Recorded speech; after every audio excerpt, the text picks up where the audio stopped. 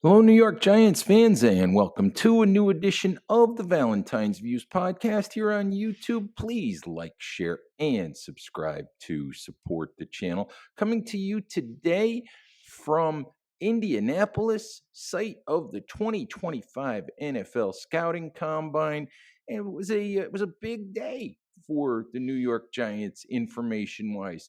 General Manager Joe Schoen kicked off the combine proceedings on Tuesday morning with his annual press conference.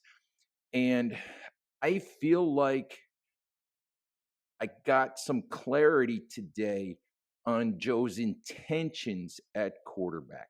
He didn't say, I'm going after this player, I'm going after that player. But what Joe said several times on Tuesday was referenced the need for the Giants to be better in 2025. He didn't talk about 2026. He didn't talk about 2027. He didn't talk about 5 years down the road, 7 years down the road about putting a quarterback in place for that. He talked about getting the best possible quarterback in place for 2025. Joe clearly understands that after going 9-25 the last two seasons, and with both him and Brian Daboll keeping their jobs, barely hanging on to their jobs after a 3-14 2024 season, he clearly understands what is expected. He clearly knows that the football team has to be better in 2025, that the product has to be better. 3-14 is not going to cut it. 5-11 is not going to cut it. That's probably going to get Brian Daboll fired, and it might get Joe Schoen fired himself. And Joe clearly seems to have gotten the message. He clearly seems to understand the situation that he's in as we gear up for the 2025 offseason, for the roster building season, which begins here in a couple of weeks with the start of free agency. And all of that preamble is for me to say this. When all of the Matthew Stafford to the Giants rumors began, I thought this is a nice off-season storyline. It gives us things to talk about. It gives us things to write about. Gives us things for fans to get fired up about. But I didn't think it was real. I didn't think there was a legitimate possibility that Stafford, 37-year-old Super Bowl winning quarterback, I think he's a 16-year NFL veteran. I didn't think it was realistic to think that the Giants, in a rebuilding situation, coming off a 3-win season, I didn't think it was realistic that the Giants would be the team that would go all in to try to get Matthew Stafford this offseason if the Los Angeles Rams really are serious about moving on from Matthew Stafford.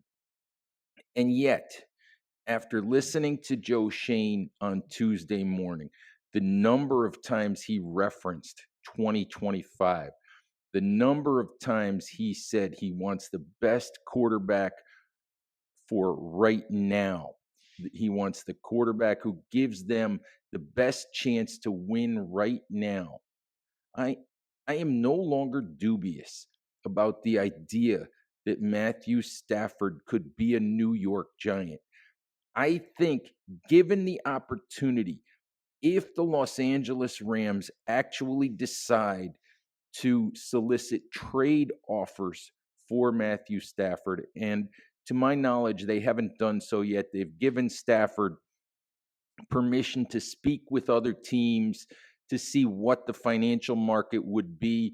Because if you trade for Stafford, you're going to have to sign him to a new deal. 2 years, 3 years, 45 million, 50 million, somewhere in that neighborhood per year. And the Rams are trying to let the rest of the league, they're trying to let the Giants and the Steelers and whoever set the market for Matthew Stafford. I think that if the Rams actually do decide they want to trade Stafford, I think Joe Schoen would go for the big swing and try to make that happen. I don't think that Joe would give up the number 3 overall pick. He might give up a couple of day 2 assets, maybe a second round pick and a third round pick, something along that line. Maybe a third round pick and a player. I don't know, but I don't think he's giving up that number 1 pick in any way, shape, or form. That number 3 pick, excuse me. But I do believe that he would seriously make a run at putting Matthew Stafford in a New York Giants uniform. Again, I didn't think that was possible or realistic a couple of weeks ago. Now I absolutely think that it's realistic. I think that Joe will, if he's able to get Matthew Stafford, I still think he's going to draft a young quarterback. He said several times, he said a couple times anyway on Tuesday, that he believes in taking swings at the position, that he knows people get it wrong, that a lot of times talented guys fizzle out, not because of their talent, but because they're not a fit for whatever situation that they're in or for other reasons. But he said he believes in taking swings and continuing to take swings at the quarterback position because it's the most important position in football. And yet, entering his 4th off season, you can make an argument that he hasn't really taken a swing at the quarterback position yet. Yes, he tried to make it work with Daniel Jones, and maybe you consider Schoen having given Daniel Jones that 4-year contract, 2 years of guaranteed money, structured so that the Giants could get out of it after 2 years, which they did. But maybe you consider that to be Joe Schoen taking a swing. But when I think of taking a swing, I'm thinking of making a big trade, making a big free agent signing, using some high draft capital to bring in a potential quarterback of the future. And Joe hasn't done that yet. I fully expect, whether he signs Matthew Stafford or not, that he will draft a quarterback. Would he go ahead and draft one at number 3? I don't think so. I think he would use that 3rd overall pick on Travis Hunter or on Abdul Carter. Mel Kiper, in his pre-combine mock draft on Tuesday, had the Giants making the move to get Stafford and then selecting Travis Hunter. And Mel didn't know which side of the ball Hunter would play on. He might play both. I don't know. There were previous reports that the Giants think of Hunter as primarily a cornerback. We would have to see what would happen there. But for me, that's an ideal 2025 scenario. Get Stafford, use your number 3 pick on the best player, pick a quarterback in the middle of the draft as a developmental guy, as a potential, as a potential successor to Stafford, but a guy that gives you options. So it's not going to surprise me at all if Joe Schoen takes 2 swings at quarterback during the upcoming offseason, 2 fairly big swings. The other thing, Joe talked a lot about Cam Ward, about Shadur Sanders, and one of the things that I've come to understand about Joe Schoen and Brian Daboll over the last couple of years when it comes to quarterback is fans look at clips on YouTube, they look at highlights, they look at all 22 film if they can get their hands on it. They see what they see on television, and they look at the arm talent, and they look at the throws, they look at the stats, they look at those things, and they make their decision on who they want for the quarterback, on who they want the Giants to draft. For Joe Schoen and the Giants, it's a lot deeper than that. Joe admitted that over the last couple of years, there have been a couple of quarterbacks they were very interested in that they passed on because of fit, because they didn't believe that that player, and he didn't name names. He didn't say, "Oh, it's JJ McCarthy or it's Bo Nix or it's Michael Penix or whoever it might have been." But he didn't say, who it was, but he did say that there were instances or things that they didn't like about a couple of players where they didn't think that player was a fit for the New York, New Jersey market. Joe Schoen and Brian Dable are very, very, very interested in the personal relationships, in what happens when they get around these players. What happens when these players get into the Giants building? How do they relate not only to the head coach and the GM? How do they relate to the people in the kitchen? How do they relate to the people, who are getting their food? How do they relate to the secretaries? How do they relate to the people in the PR department? Anybody and everybody that they run across in the building. How do they treat people?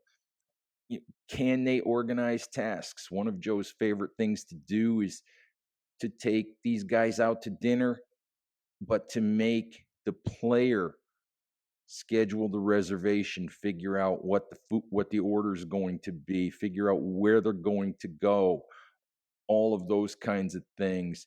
He loves to give these guys tasks to see if they can perform them.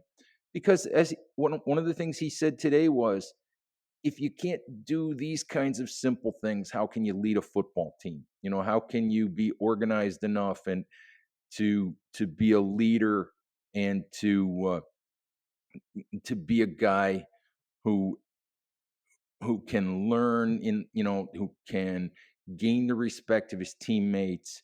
I mean, the point is that for Joe Schoen and Brian Dable, it's about a lot more than the talent that you and I see on the field. Joe didn't express any sort of a preference at this point in time for Shadur Sanders and Cam Ward. He said this will actually be the first week that he's able to actually get around Cam Ward and get to know him personally. So we'll see what comes out of that. We'll see when these guys do their pro days, when they do private workouts with the Giants, when they come to the facility for visits. But the bottom line for me today was that I am no longer skeptical about the New York Giants' interest in Matthew Stafford. So if the Rams, and I still don't understand fully why the Rams would move on from Matthew Stafford. I understand the money. I understand that he's 37 years old. But I'm sorry, you're in a window where the Super Bowl is a legitimate possibility for you. You don't scoff at that. You don't turn that down. You do what you have to do to try to get over the top, try to get over the hump, try to make that happen. You don't walk away from it. So I will still be surprised if the Los Angeles Rams move on from Matthew Stafford. But if they do, I will not be surprised if the New York Giants end up being the destination for the 37-year-old Stafford. All right, that's the show for today. We'll continue to give you as much coverage as we can from here in Indianapolis, and with everything else going on with the Giants. So please, keep coming back for podcasts. Keep checking out bigblueview.com for all of our coverage. Thank you, as always, for watching. Please stay safe out there. Take care of each other, and we'll talk to you soon. Bye-bye.